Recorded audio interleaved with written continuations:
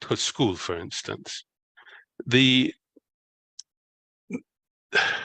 from the time they enter the school premises until the time they leave, the school is responsible for all aspects of their well-being. The school and the teachers act in loco parentis, in place of the parent. You don't get that in these homes. These homes are purely custodial. There's no nurturing beyond making sure you ate or this or that, or you cut yourself or put a plaster on it. But what about the emotional and psychological needs? What about the interfacing with their families, trying to reintegrate these children with the environments that they were born into? Find the things that are broken in those environments and work with their families to try and rebuild and strengthen them. That's missing. Robert, if I may ask, right?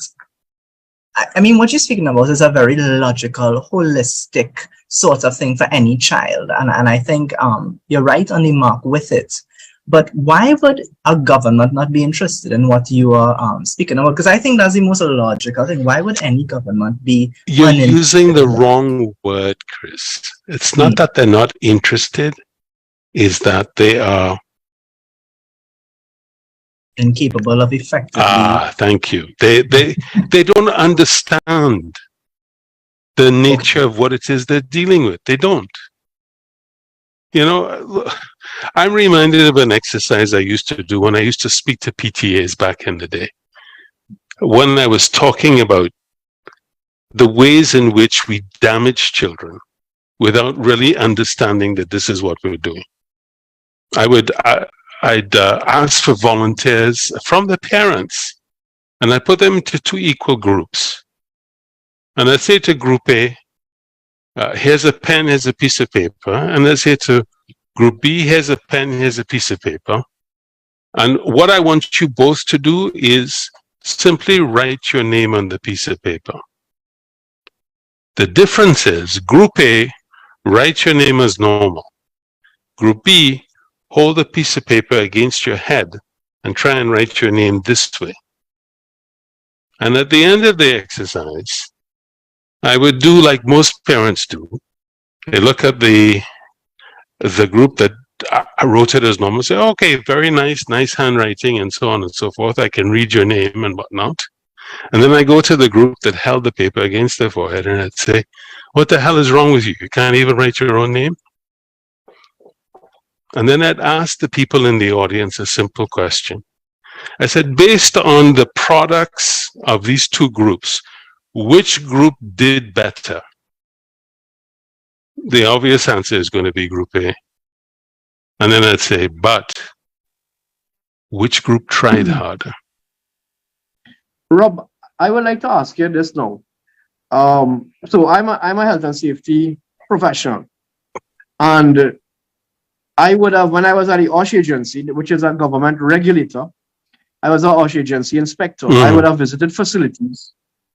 And if there was an imminent danger situation, I would have utilized the different tools in the OSH Act to intervene in a very effective manner, because health and safety is something you don't play with at all. We saw what happened with the Paria incident where 4 people unfortunately died, right? There was a breakdown in the whole health and safety management system across there, apparently. Similarly now, the reason why I draw that analogy is because I want to ask you something here now. We saw where your report came out, then we saw where Justice Jones' report came out, and serious findings were made in your report and Justice Judith Jones' report. Yet still, there were some of these homes were allowed to continue. So is it that, I'm asking now, is it that the government would have, because of the government's inertia, as Chris alluded to just now, is it that the government would have indirectly put those children in harm's way while they were trying to get their act in order, and should have intervened in a more forceful manner just like how we would have done in the Osh agency, just as an example. Okay, Where children might be, yeah. We need to put some context in here. Keep in mind that my report was done Right. 26 years ago. 26 years ago. What obtained 26 years ago is not what's in place now. Back then, you had a bunch of independent homes that were getting subvention from the Ministry of Social Development because they were filling a lacuna, a gap, that the state at that time didn't have the resources or the ability that they could provide.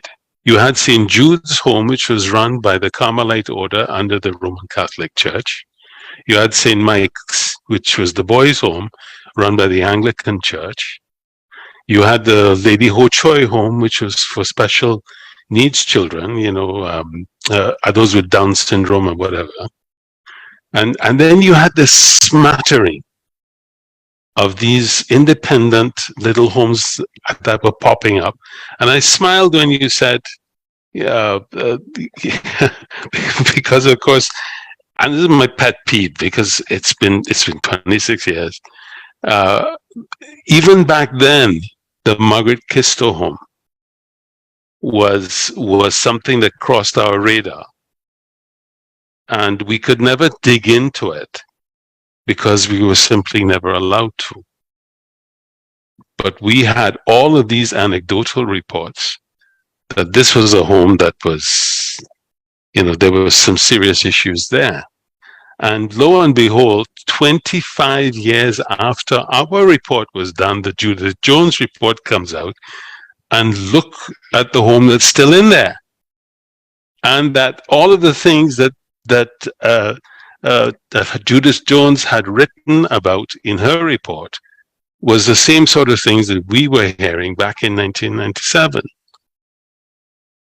But what had changed, and this is the important thing here, sir, is that now there's a formal structure, something that didn't exist back then. One of our recommendations was that there be this sort of a supervisory body, that it should be created. And indeed it was. That was where the Children's Act came out. It was a direct result of the report we did. So all this talk about, we buried the report and this and that, and I was shipped off to Canada to keep me quiet, all of that rubbish. I don't want to go over that nonsense again. But all of that is belied by the fact that very real things came out of it. The problem was that a lot of the things that came out of that died on the table when Manning took over, because he killed everything that had begun. And that included the blueprint for the social service delivery system that I carefully developed. And it was a very, very detailed thing that, had that been implemented in its totality, we would definitely not be in the place we are right now. Definitely not. Chris, before you come in, I just want to make a statement. Chris, before you come in, right? Rob, based on what you are telling me there, I am very much perturbed, because I come back to my original point that I asked you just now. It could have been a situation where lots of children were exposed to quote-unquote imminent danger situations in the settings of the homes, whether it's to their health, whether it's their safety, whether it's abuse, whatever it is. And this was allowed to be propagated because of government's inertia. And who knows how much children was suffering and continue to suffer in their adult stage now. Because of those, again, I need to temper that. I need to temper that. Because you have to keep in mind that up until 8 years ago, government really did not have a proper locus standi in dealing with these homes. They, at best, were a wallet. But these homes, as I said, with St. Jude's, it was run by the church, the Roman Catholic Church. There was the Islamic Home for Children somewhere in Gasparillo. There's the St. Mike's Home, which was run by the Anglican Church, and so on. These are outside the domain of government. The recommendations that we had made included that the homes be mandatorily licensed, meaning that they had to meet certain criteria. And that's where the genesis of the Children's Authority really started, was based on that whole idea of licensing the homes and ensuring that they met certain minimum standards, and working with them, supplying the support structures that they needed so that they could fill in these holes rather than just letting them continue to be, as I said, these custodial things where the kids had a roof over their heads and 3 meals a day and clean clothes to wear, and that was it. So we need to keep that in mind, that it's not really fair to say that there's this inertia of government. The structure did not allow it. Now it does. But the problem is, what's there is, as I said, is a chimera. It's not what it was intended to be. And it's ended up being a little of this, a little of that, and not good at any of it. So then you're actually saying, what is there? I understand the criticism that there is a structure in place, but it's just ineffective. That's really. It's broken, Chris. It's broken. It's broken from top to bottom. It's broken. It's populated by people who are inept and incompetent, or just don't understand what it is that they're supposed to be doing. But Robert, I mean, okay, go ahead. No, I want to know. No, you're saying it's broken. You're saying it's not good enough, and I hear you on that. Now, my thing on this is that why? Because I mean, these are children at the end of the day. These are supposed to be the future of our nation. So exactly. So when I asked you earlier on, and I said interested, I used that word very carefully, because we have to see, is it good intent politics? Is there proper vested interest? If it's ineffective, then it's just there for show and tell. Is it that? The Children's Authority, had it been properly set up, would have sought out and hired proper professionals from the top come down. Who is in charge of the Children's Authority right now? Her only qualification is that she's a failed candidate for government under the PNM as a candidate. That's it. Zero experience, zero social work experience, zero experience working with children.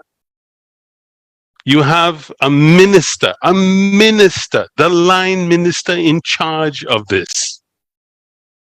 And her claim to fame is, we've done nothing because I was instructed that we should focus on policy.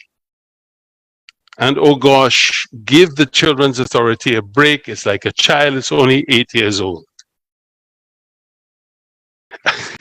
I want to just if I may just come in here, I just want to say help me to wrap my head around that one. Sorry, Go ahead.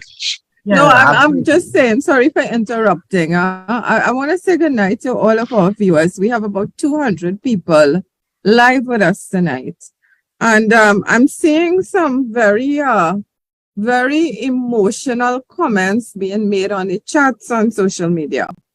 This man saw so much and he could not do anything. He was pulled back. No one can change the system.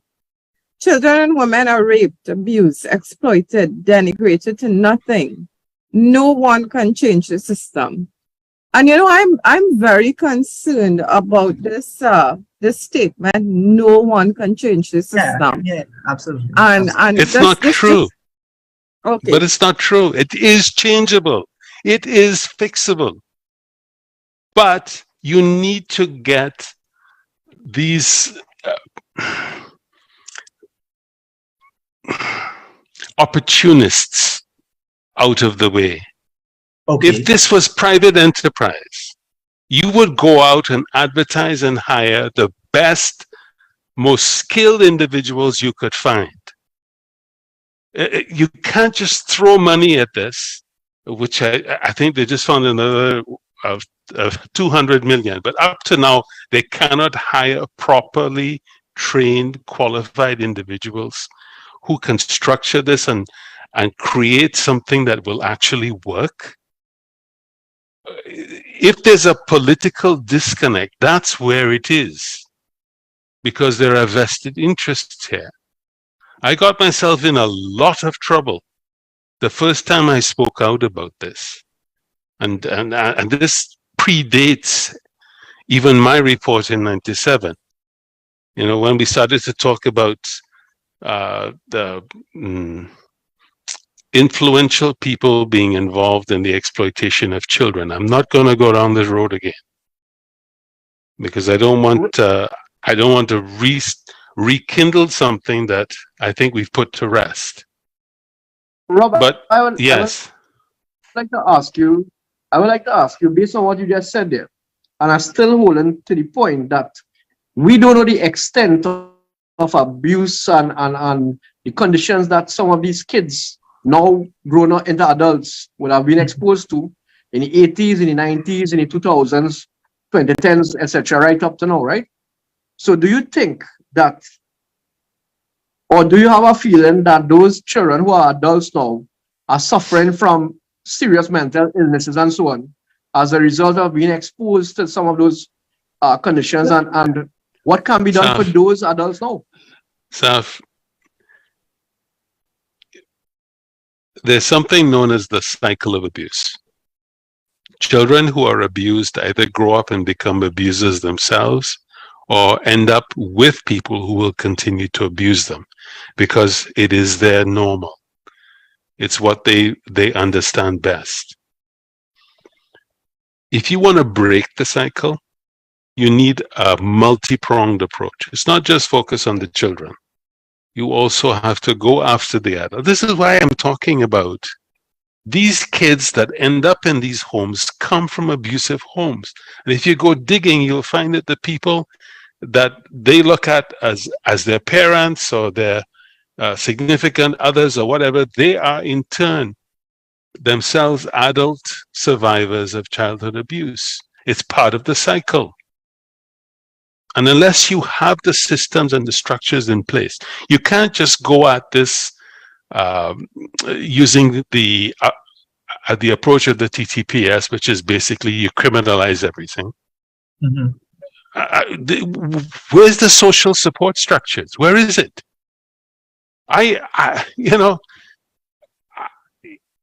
When I was working on the blueprint for social service delivery, I did an analysis of the situation as it existed back then. I'm going back to 95, 96 now.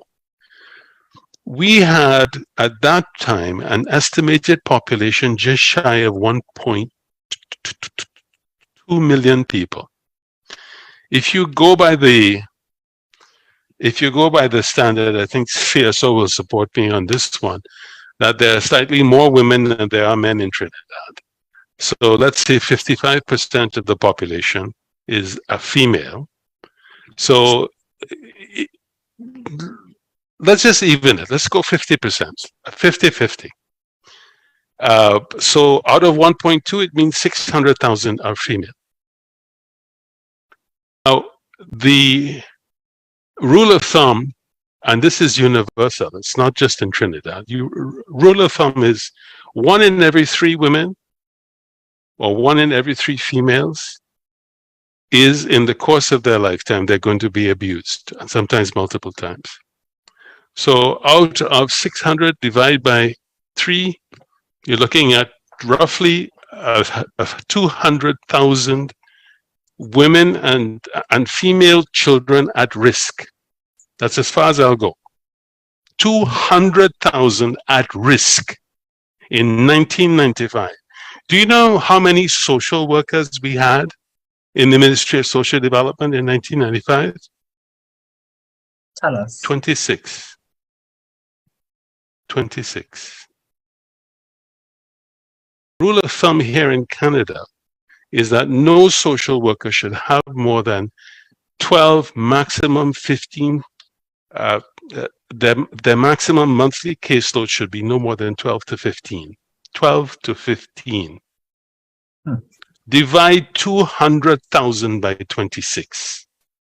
And you tell me how many each single social worker would have to handle. And this is dealing only 77. with women and children, women and female children, specifically facing sexual violence.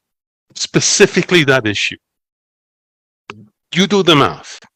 If you line them all out in a single line and you gave each individual minutes of your time with no bathroom breaks, no lunch, working 8 hours a day, it would take you 45 days for you to reach the end of the line. And then you have to start all over again. Just dealing with that one issue. It's impossible. That's why I say to you, the system is broken. What advice would you give the government right now to fix the system?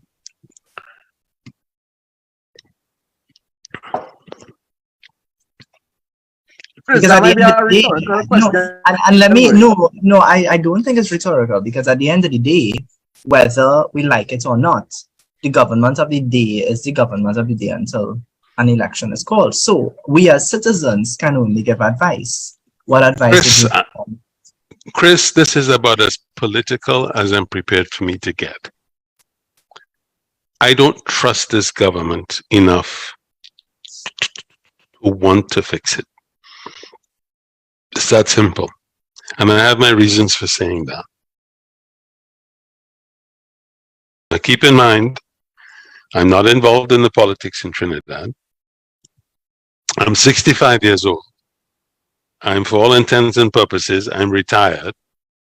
I have no skin in this particular game. But no, that's actually a lie. I do, because I once sat as High Commissioner for the Republic of Trinidad and Tobago. And the country that I represented is not the country that's there now. I've made this observation to some close friends, actually not very recently. They asked me, "Do you go home anymore?" I said, "No." They asked me, "Why?" I said, "Because I've become a stranger in my own house." The country that I knew is not the country that's there now. Robert, I want to go back on something here, right? And I know you said this is as much as political as you want to get. But of course, we have a listening and viewing public. As Lisha indicated, there are many persons logged on who want to hear from the Robert Sapgar. What is your take on the topic tonight? I don't know if I'm the Robert Sapgar, but okay, go on. But based on the reception we received when we put out the ad, I think the Robert Sapgar is what I think is best appropriate to refer to you. But you said that you're not interested in giving them the advice because you do not trust them. So I have to ask, why? Because you want ancient history, Chris? Well, I mean, listen, we have an audience. We want to know why. I advise the Nara government I advised Patrick Manning. In fact, no, I'm not going to say just how much I advised Patrick Manning, both when he was in opposition during the NARD days and then when he took office. What turned me off in the end was the intransigence, the unwillingness to listen to reason. And that has not changed, because there's a psychology that is inherent in that camp, which is very much alive and well even now. The faces have changed, the psychology has not. I got into a huge fight with Manning, who used to be my best friend. This man used to call me every morning, 6 a.m. You know, I'm going to see Saf laughing now, but I'd literally be sitting in my jockey shorts at the edge of my bed. My wife would bring me my cup of coffee at 6 o'clock in the morning because Patrick was on the phone. He needed to talk to me. And this was not once, twice. This was a morning ritual. And then when he became prime minister, he encouraged me to come and help and give ideas, give support. God, who was his minister of social development back then? I can see her face, but her name just won't come. You know, but Christine? Hmm? Was it Christine? I think she was a social minister. No. She was a medical doctor. You know, after this call is done, I'll remember her name. I can see her face, but her name won't come. Anyways, it doesn't matter. I was writing for The Guardian in those days. I used to write a weekly column called Betrayal, which was for and about victims of violence. Because I was talking about this issue that nobody dared to talk about before. You know, child abuse, domestic violence, rape, abortion, you name it. All of the things that go along with the kind of dysfunction that needed to be addressed. I was the only person that ever bothered to successfully map the social cycles in Trinidad. I had it all down. I had it duly noted. And he got very upset with me. And the breaking point came when I wrote something about what I felt was the growing problem of street children in Trinidad. And Chris, you pay attention to this one. I was writing about street children as a growing phenomenon. He got up on a pulpit and lambasted me and said, we do not have street children in Trinidad. We have children in the street. And that was it for me. That was my last civil interaction with the PNM and Patrick Manning. I was done at that point because I realized there was no getting through. This intransigence I couldn't deal with anymore. This refusal to accept that there was a growing problem that needed to be fixed. Basil Pandey, by comparison. Yeah. I'm sorry. Go ahead, Seth. Sorry, Rob. You could get back to Basil Pandey and actually, okay. What I want to ask you now is that the current minister who is in charge, how would Diana Webster Roy? Yes, who is in charge of the whole issue of children's homes and childcare and so on. Can you rate her based on her performance thus far? And is she... Saf, I want to be very delicate. I don't know Ayanna Webster Roy. I know nothing about her. I'm sure she's a very fine person. But based on everything that I've seen and read, she is totally clueless in this role. She needs to go and she needs to be replaced by somebody who actually understands what is at stake, what needs to be done here. Okay, guys, That- if I may come in now, right? I'm just doing a quick time check. It's 8:48. I want to just hail out a few people who have joined us. I'm seeing Mr. Umar Abdullah on the call with us. He's leader of the First Wave Movement. I am also seeing Mr. Gary Mahabir, founder of TNT Citizens Overseas. Now, both of these organizations are very strong activist groups, and we are very pleased to have you joining us here tonight as we support this cause of protecting our children. Right, we are getting into the Q&A and open mic segment now, so I'm going to ask you all to put any questions you may have on the chats on social media or on the Zoom. If anybody would like to make a contribution, feel free to raise your hands.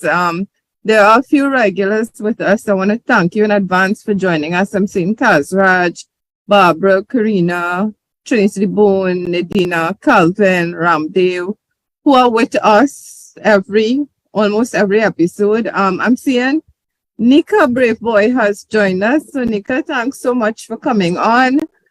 And also I'm seeing Darren Reed, I'm seeing Jumaine, I'm seeing our regulars pretty much online with us.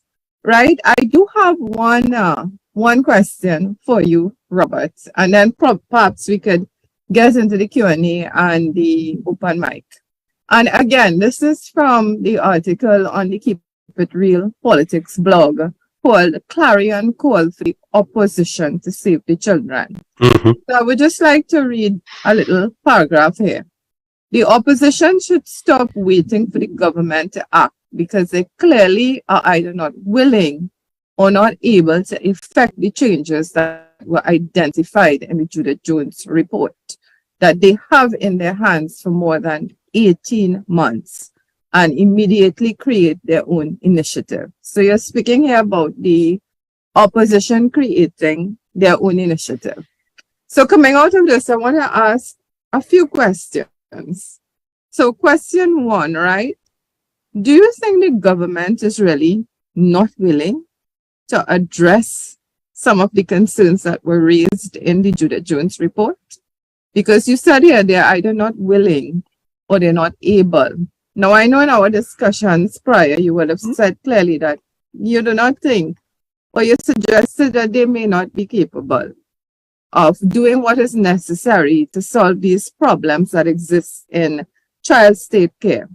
But do you think it's a case of not being willing as well as in not having the political will to address these concerns? That is number one, question one. And the second question I have for you is you are suggesting that the opposition now take matters into their own hands and create their own initiative. So what sort of initiative then are you suggesting that the opposition creates? Let me deal with the first part, and then I'll deal with the second. The first part is, you asked, do I believe that the government is not interested? Actions speak louder than words. They've had the Judith Jones report, their own report. Forget mine. Mine is ancient history. I'm a dinosaur in this. They've had their own report now for 18 months.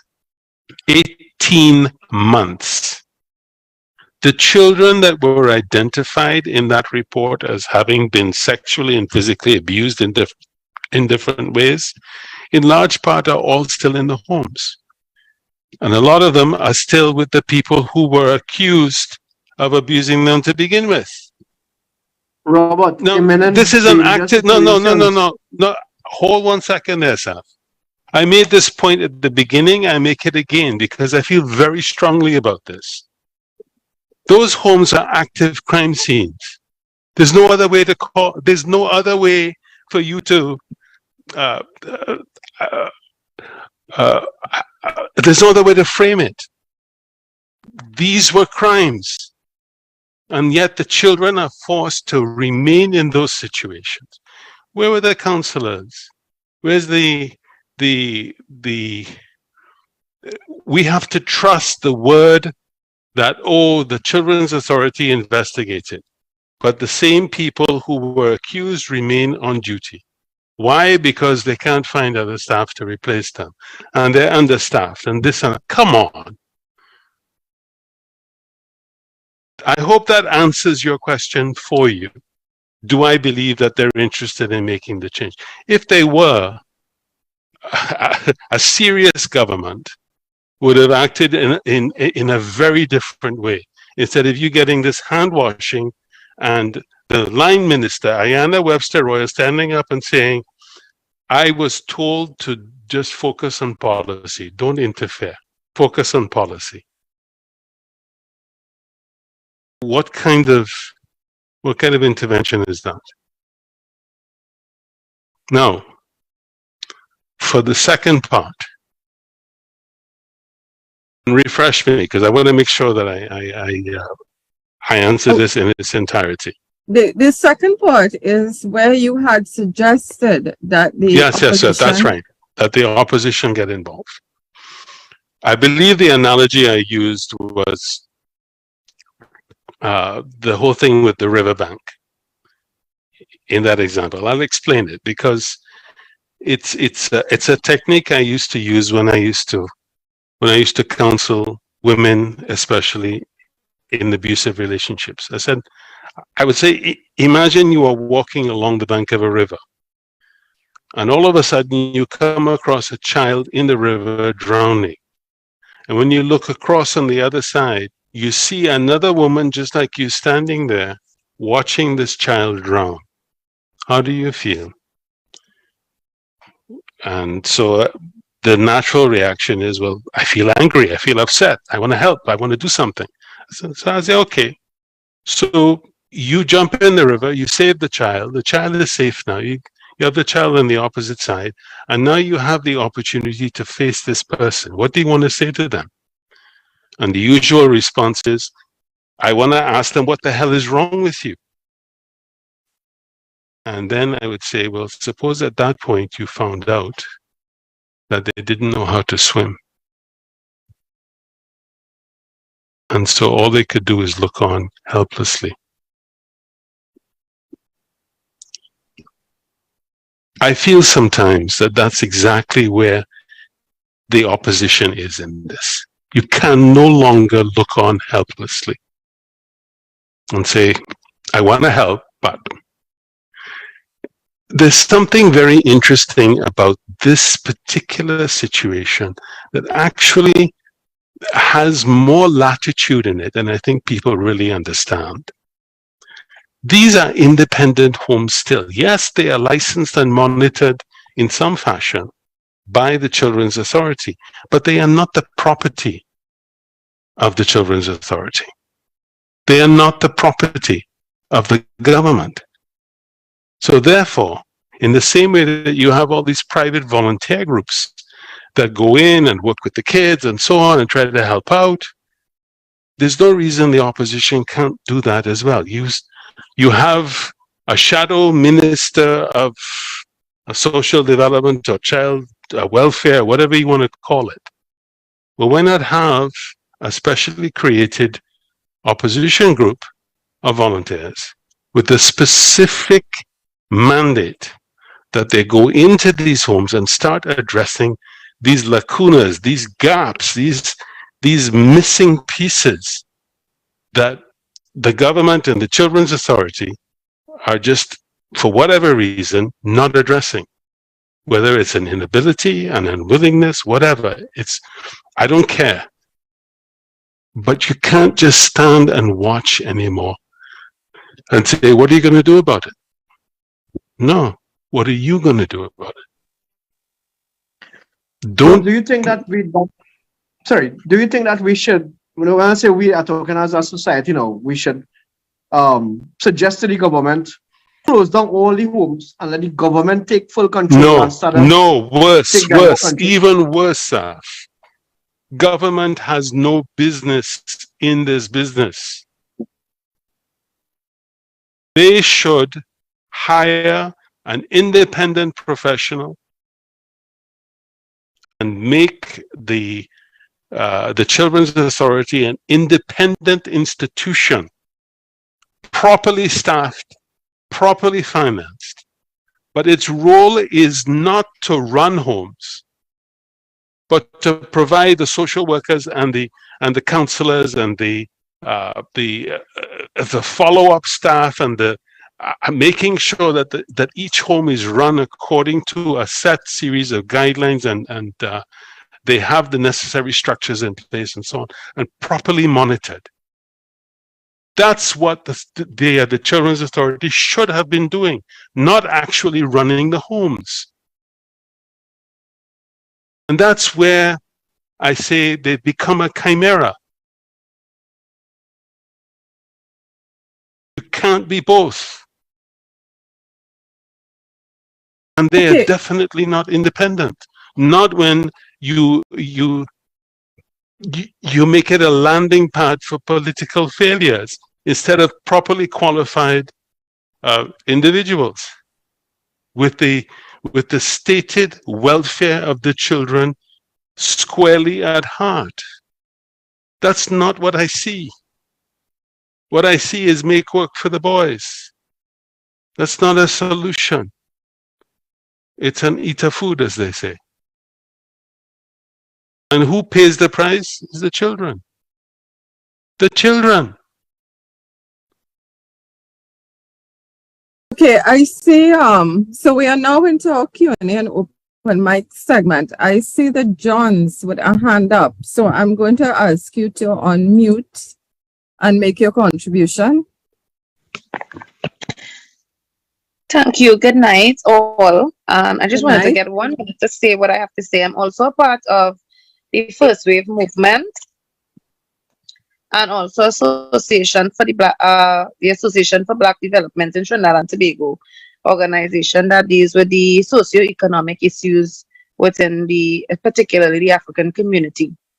Now, and Carrie and John. Okay, so I am hearing the conversations, and the First Wave movement is actually very actively involved in a lot of issues surrounding children, especially of lately, because there has been so much of an attack on the little ones. It is not funny. So I would like to, first, I'm hearing recommendations, and I want to say something. One, I want to address the issue of opposition. Because in Trinidad and Tobago, we know we have for the most part, a two-party system. And one of the problems that we have in the culture is where an individual may think that because they vote for political organization, that their allegiance is so much to the organization that criticism is a no-no. And that is one of the downfall, I think, of our society, our country at the moment. And in terms of persons who are particularly supporters of the UNC as an organization, for some strange reason, those individuals believe that because they are not they're not the incumbent, or they are not the leading organization, as quote unquote, that they don't have a job to do, whilst they are being paid for certain roles in government as well. All right, that's why we have persons who are members of parliament who are members of the UNC as an organization. And we have to stop promoting and purporting this myth that because they are not in power, they cannot do anything. The role of the opposition is to oppose. And we would have Ms. seen John, when the UNC would have been in position. John. Let me just finish my point. No. Right? I think you No, are. surprise. Let her finish. Let her finish. And I want to say that in previous times, because the opposition would have had their own stint in government. And when they would have been in government, we had a lot of opposition taking place from those who would have been on opposition, namely the PNM at the time. Right? So I wanted to particularly highlight that they didn't get a chance to breathe because the PNM would have been opposing so much that they almost didn't even get a chance to breathe. And that is what we want right now. That's the point in a democracy, that the opposition don't give the current government chance to even breathe. Be on the case as it relates to important issues and keep the issues on the forefront. Keep the proposals coming. Have them on their toes. As opposed to say, well, we're not in office. That's just what we gonna do. This sort of defeatist sort of thing. So I wanted to particularly make that point. And I also want to say, and I'm sure Brother Umar would be with me on this, where we want as much as possible to know if there's a role we can play. We obviously we do a lot of pressure. We are a pressure group to some great extent. We are writing a lot of letters. We are going in front of institutions and highlighting issues. So I would definitely hope that coming out of the talks that we could find out, what action, if any, what role we can play, what action we particularly can take as what we are an action group coming out to the talks. That's what I would like to see. Thank you. Thank you, Carrie Ann, for that. Well, I know Sapras and Chris would like to respond, so.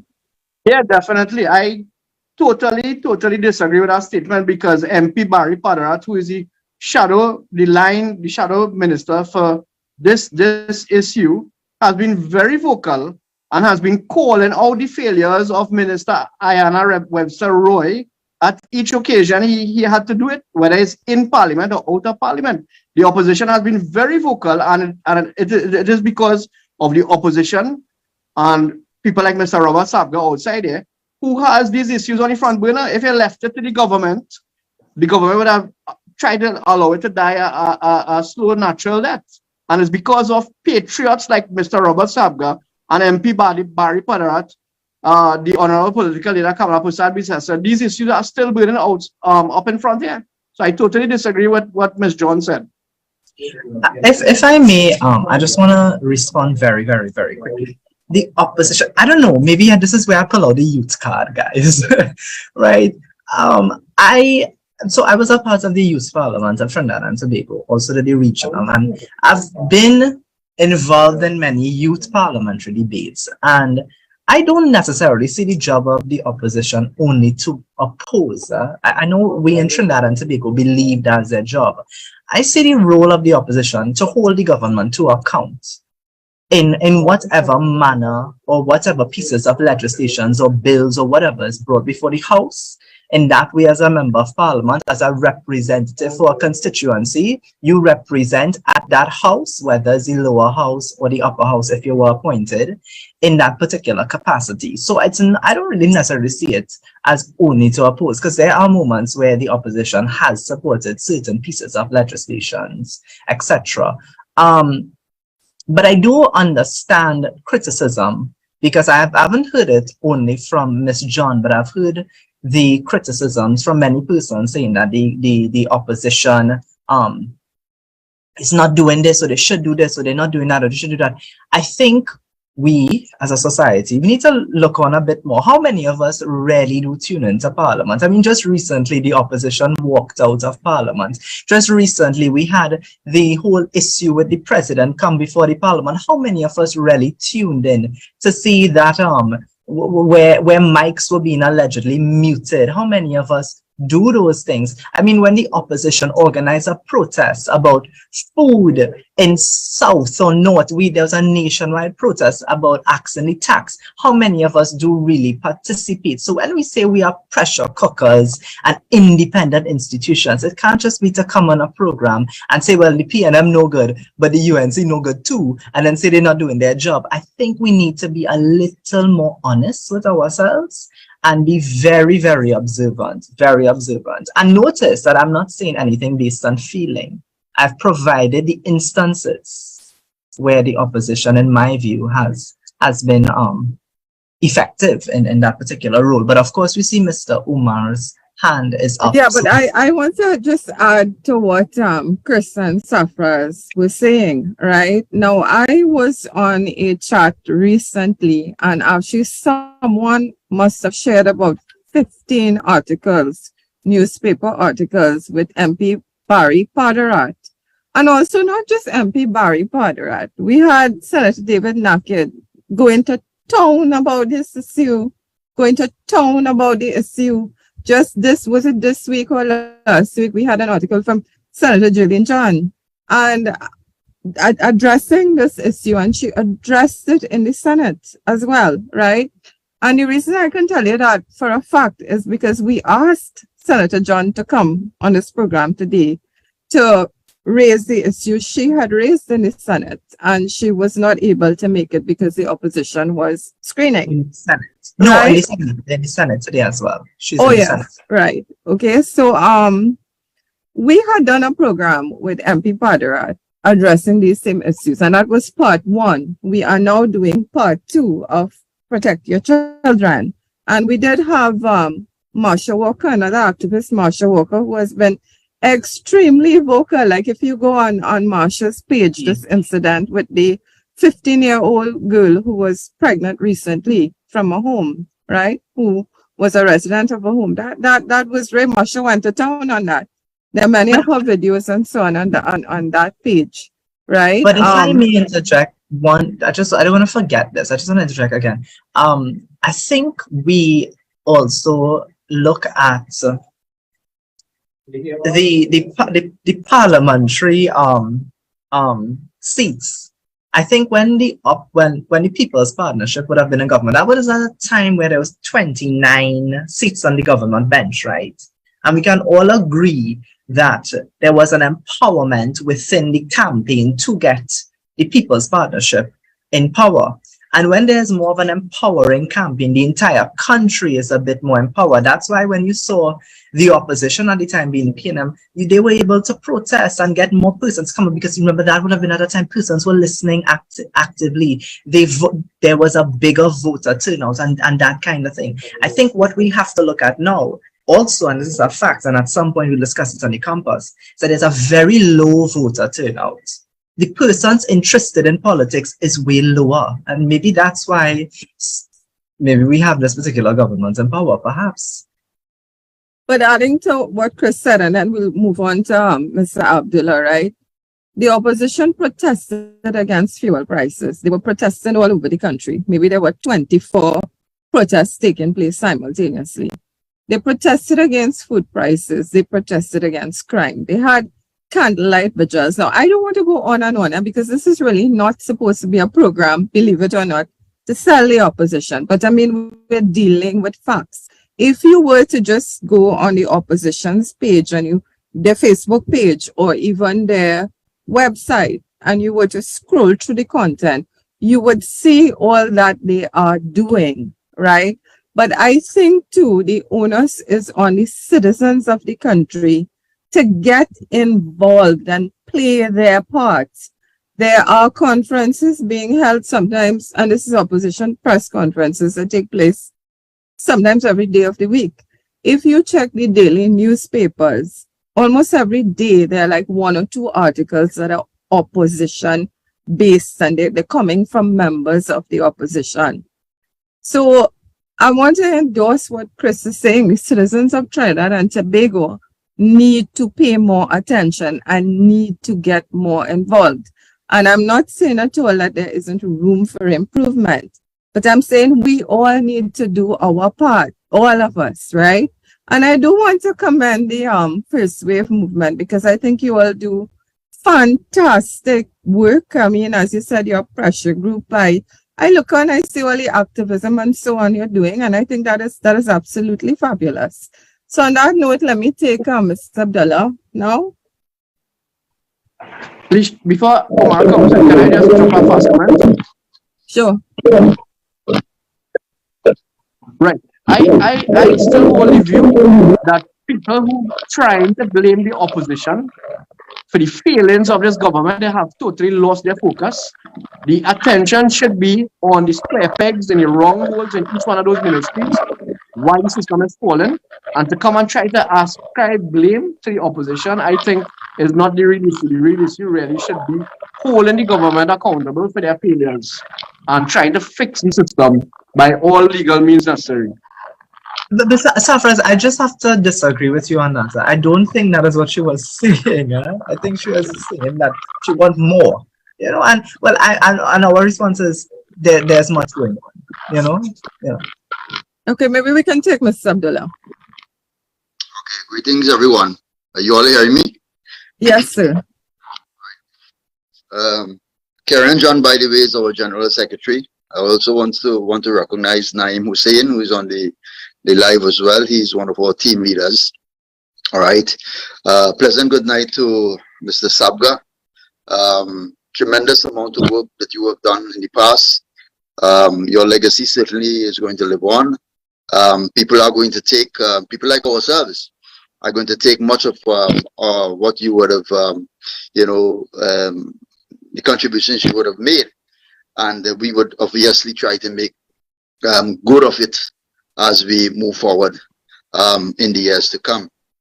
So much has been said about the opposition and the government and so on. We should never discount the work that the opposition has done on either side of the fence. When the PNM was in opposition and when the UNC, now the UNC is in opposition, we should not discount the work and the tremendous pressure they would place on government at every opportune time that they get to address certain relevant issues that affect the people of Trinidad and Tobago. But at the same point in time, we have to recognize that this is all politics. It's all politics. And we heard the statement made earlier on tonight. There's no political will. Where there is political will, there is political value. And I want people to understand that clearly. Probably perhaps Mr. Sabga would understand what I'm saying. If there's no political value, there isn't going to be any political will. So the question to be asking ourselves tonight, where there lacks political will, what exactly is the political value or not the political value to encourage that? That's the question that we need to be asking. And sometimes we see the opposition deliberately would be selective in what they address and how they address it. Now, why I'm saying that is that because presently, right now, there is a total war on our children. And as Mr. Sabga would have said earlier, his contribution was way back then, and there were a lot of dynamics now that has changed today in 2023. And what he would have addressed then, certainly it exists still today, and it has moved up a notch or two. We have new initiatives right now where the children are being attacked, and where there is efforts by certain entities to lead our children down a path of destruction.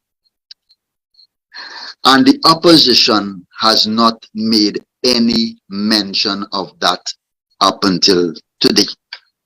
And we can bring a slew of evidence and let you all know statements that came out of the government, the Minister of Education, and certain documents, certain programs that have been instituted in schools now as we speak to destroy our children and their innocence and the youth and the purity. And all I'm saying is that we as a people, and you all are correct in saying that the people has to work together with both the government and the opposition to call them to account for their failures, both the opposition and the PN and the government. And if we don't do that as a people and call them out where they fail, we continue going to have these types of discussion that may perhaps some people may blame the opposition for the failures of the government, and we will blame the government for the failure of the nation and the failure of the people and failure of our institutions. right?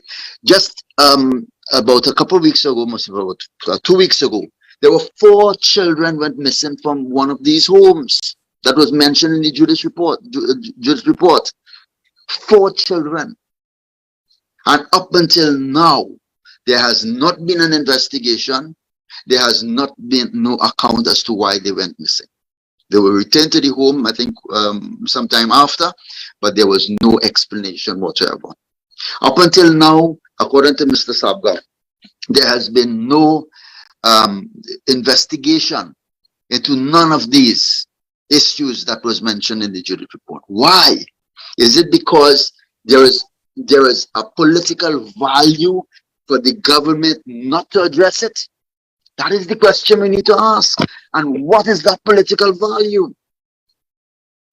And I'm just saying that it should open up the doorways to perhaps another discussion that you know, we can encourage people to go and look now even deeper to see what is actually happening now in the schools, what is happening to our children, and what is at stake, and how, if it is we have refused to address those issues coming out of those reports, the Sabga report and the Judas report.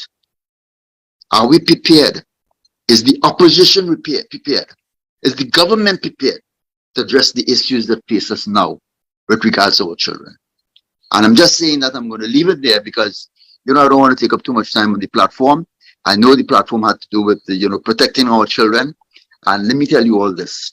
Recently, Kamala Harris was in the Caribbean, and there was an initiative that was that caused the creation of a crime gun intelligence unit in Trinidad.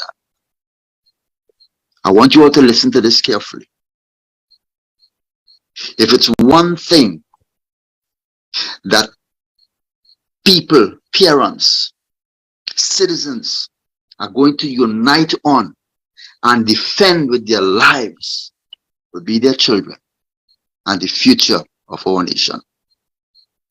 This gun intelligence unit was set up, according to them, to address the issue of gun violence and the proliferation of guns throughout the Caribbean region. So in other words, they're saying that there's a plan to address criminality amongst the youths and to remove them and move them away from a life of crime to a life of, you know, a life that is conducive to proper growth and development and what have you and so on. But their idea, and I want you all to understand this, and if it is any one of you want to prove me wrong, I am welcoming that. Their idea is only to do that, to remove the guns from off the streets and to remove the guns from the hands of the people.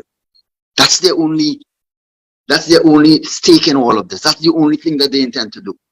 Reason because when they decide now to come after your children, you will not be able to be in a position to defend your children and to defend yourselves. All right? This is a very sinister move by these people. And if we don't see it for what it is, we are going to be having another conversation in years to come, or in months to come perhaps. What it is can we do?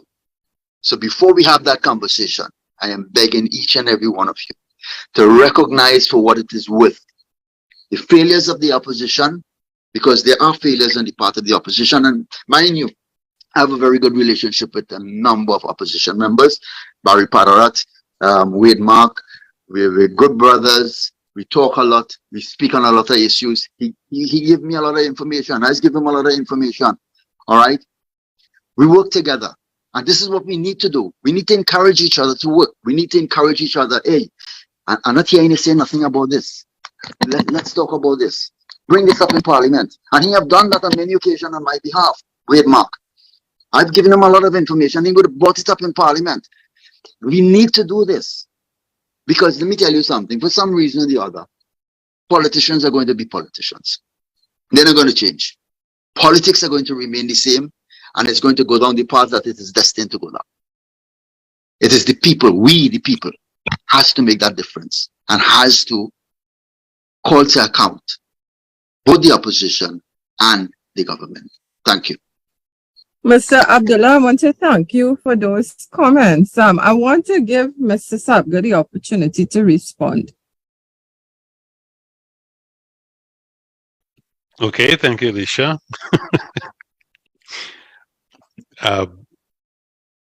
First, let me thank you for the kind words you had for me at the beginning. How deserving I am, I don't know, but I'm grateful nonetheless. Mr. Abdullah, I've often admired some of the things that you've done as well. I make no bones about that. I think your heart is in the right place, and I think you throw yourself at issues with a tenacity that a lot of people could learn from. Anyways, this whole thing about of targeting guns so that you're not able for you to defend yourself when they come for your children and so on.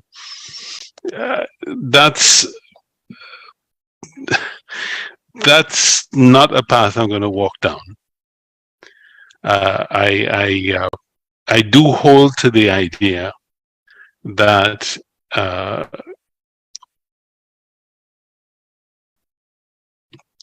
going to say this differently.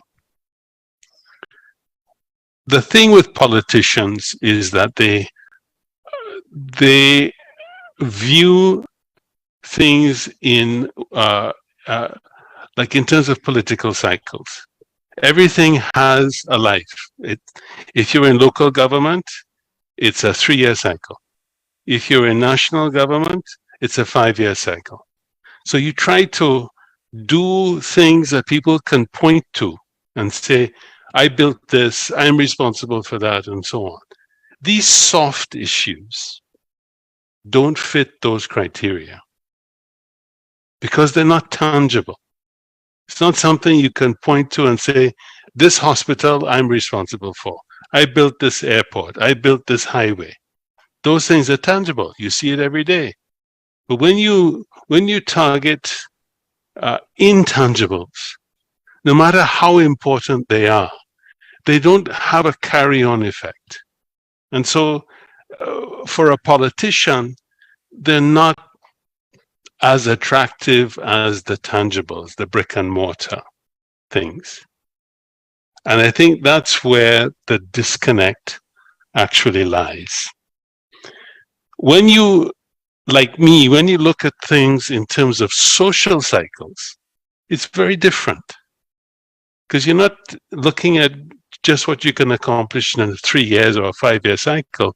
You're thinking in terms of generations sometimes. Social cycles in Trinidad, the last time I mapped it, averaged between 13 to 15 years, which is 3 political cycles. If you're looking at national governments, but it's 1 generation. Because now you have this growing epidemic of teenage pregnancies. So you have to start saying that parenthood actually begins somewhere between 13 to 18. It's no longer in your 20s or 30s. And so then you have this thing with children having children. And that's a whole dynamic by itself. So I look at things somewhat differently than a politician does. But it's important that you understand how those cycles work. If you want to come up with remedial interventions, things that are meaningful, that will have an impact, and more importantly, will reverse the trend. It's not doable in 3 years. It's not doable in 5, but it is in 1 to 2 social cycles, once you have everything in place. And it's having the political will for you to put those things in place, even though they will outlast you being in office. But make sure that they continue. That's the only way you're going to be able to reverse this. So I'm not sure I'm responding, but that's my take on Thank you. what was offered. Thank you, Robert. Trini, I can give you 1 minute.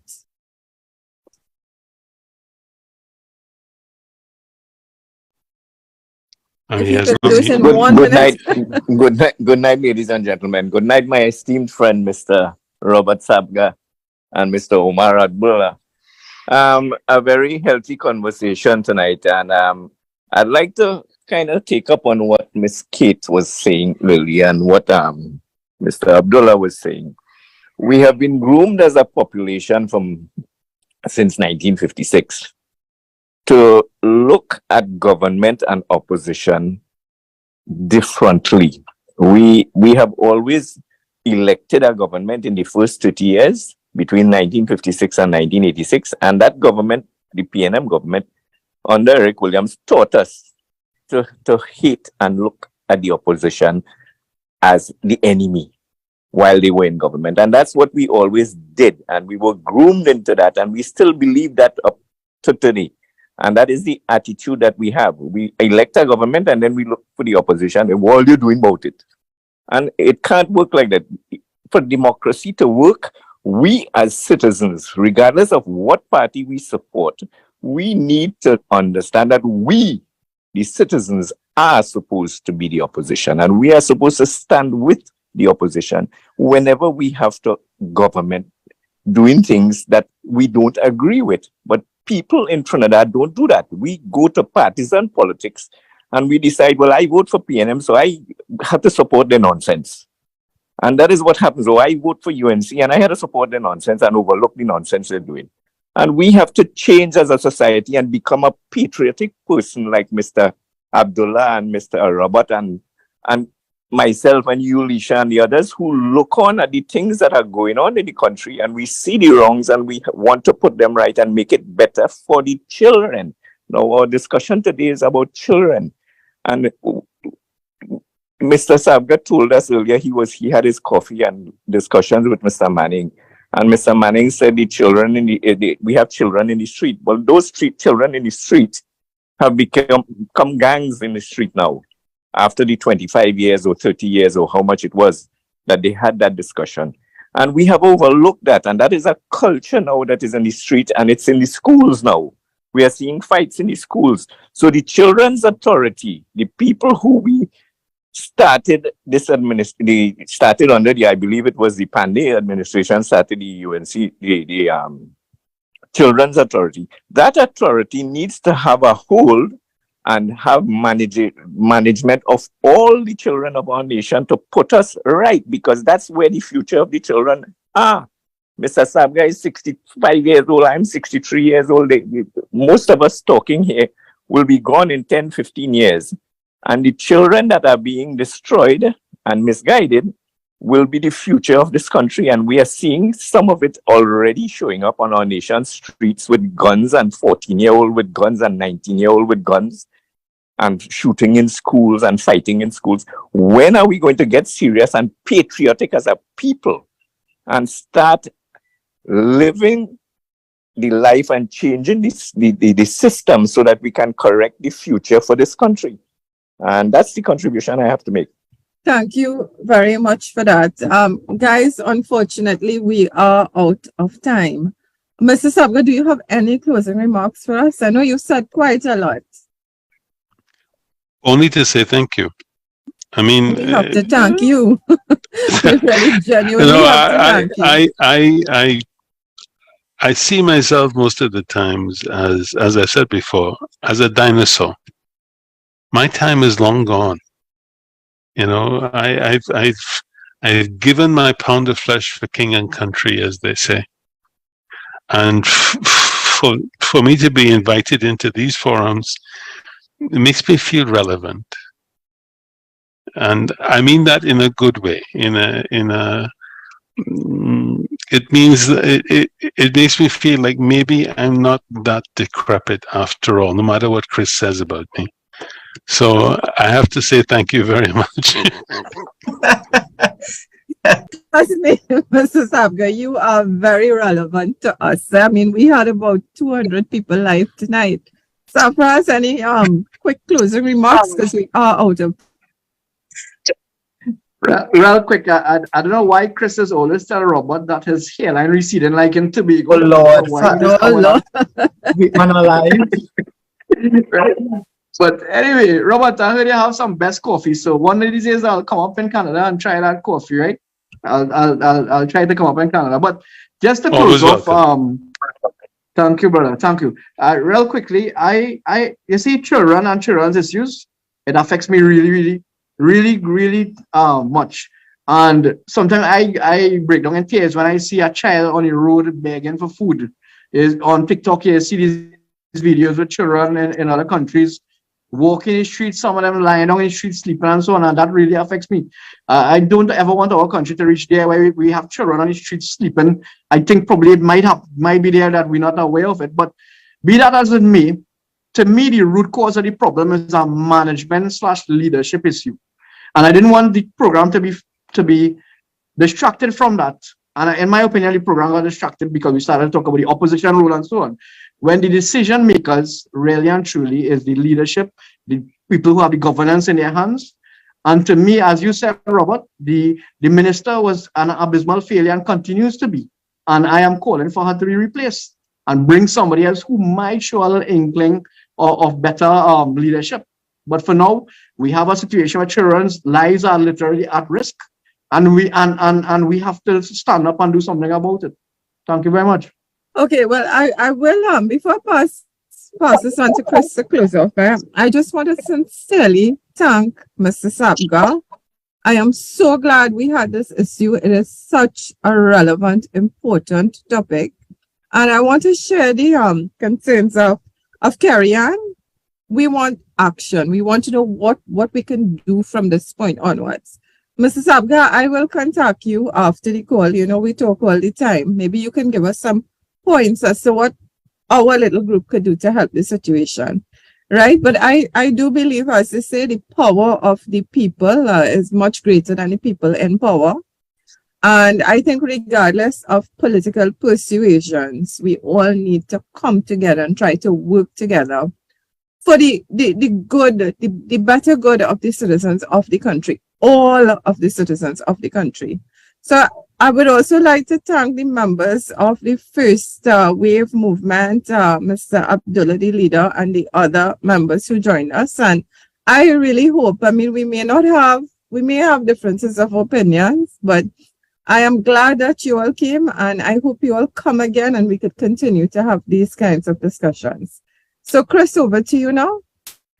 Thank you, Lisha. I want to thank the Robert Sapga for joining us tonight. And I'm always very excited to hear and listen to his history lessons. This is obviously very insightful, but very, very appropriate for tonight's discussion. I think your background would have set the tone and it would have assisted us greatly with this particular episode. I also want to thank Facts Not Fiction, that particular team, for streaming us as well. I know we have been live streamed on several platforms. I want to thank Mr. Archie and Mr. Victor Roberts for that as well. Of course, to you all who tune in every week to listen to what we have to say here tonight. Thank you for always viewing us and commenting and giving us your reviews and sometimes some phone calls and those kind of things. So we appreciate it, and we look forward to seeing you next week for episode 22 of Critical Conversations with the Campus Foundation. So have a great night. Okay, good night, folks. See you all next week.